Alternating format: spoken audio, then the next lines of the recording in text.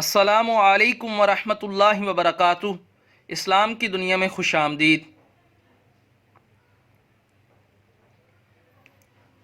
رسول اللہ صلی اللہ علیہ وآلہ وسلم نے فرمایا، سب سے پہلا گروہ جو جنت میں داخل ہوگا، ان کی صورتیں ایسی روشن ہوں گی جیسے 14ویں کا چاند روشن ہوتا ہے۔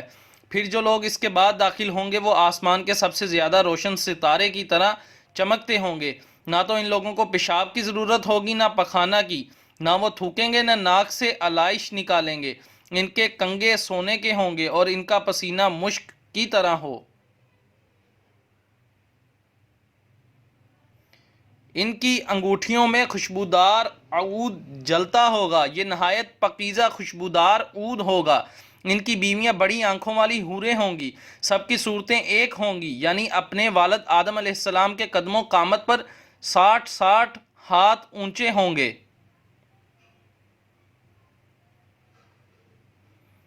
مزید معلومات کے لیے اسلام کی دنیا چینل سبسکرائب کریں اور بیل آئیکن پر کلک کریں۔ سوالات، جوابات اور اصلاح کے لیے ہمیں واٹس ایپ کریں یا میل کریں۔